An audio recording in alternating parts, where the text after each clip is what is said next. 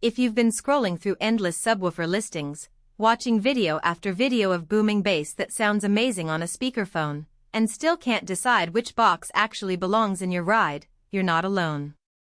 The market is crowded, the jargon is confusing, and the risk of spending a few $100s on a unit that either won't fit your space or will underdeliver is real.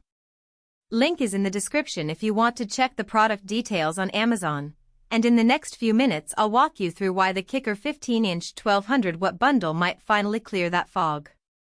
First, let's talk about the hesitation most buyers feel.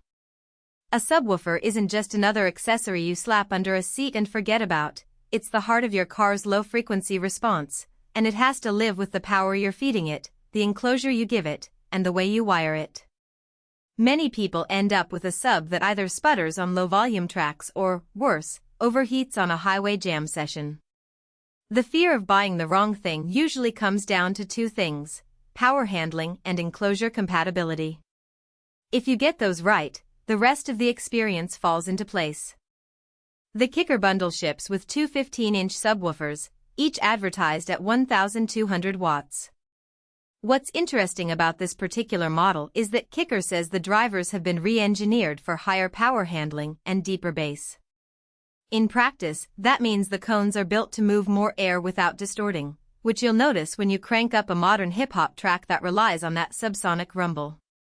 In my own test setup, playing a 90-minute road trip playlist, the bass stayed tight and punchy even after the amp had been on for an hour.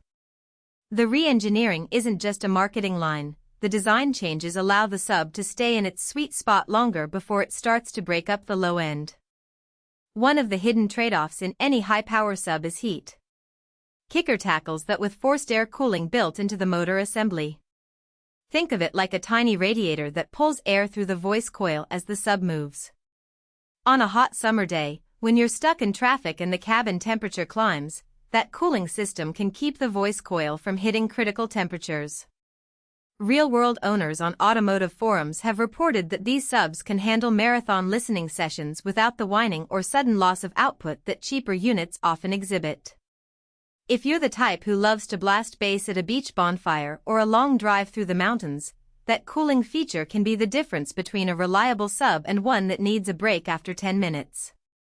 The dual voice coil (DVC) design is another practical benefit that often gets glossed over in quick reviews.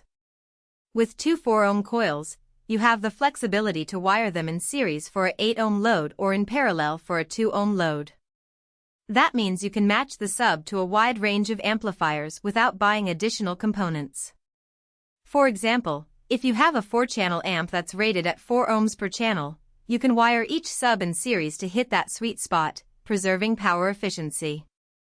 Conversely, if you're running a mono amp that likes low impedance, you can parallel the coils and let the amp push more current. That flexibility saves you a lot of head scratching later when you're balancing gain and avoiding clipping. Fit is another area where the Kicker package shines. The subs are engineered to work in both sealed and vented, ported, enclosures. A sealed box will give you tighter, more controlled bass that's great for genres like rock or acoustic music, while a vented box lets you squeeze out louder, deeper booms that suit electronic or hip-hop tracks. The key here is that you don't have to buy a dedicated Kicker-only enclosure. The dimensions are standard for 15-inch subs, so you can choose a pre-built box from a reputable brand or even have a custom fiberglass enclosure made.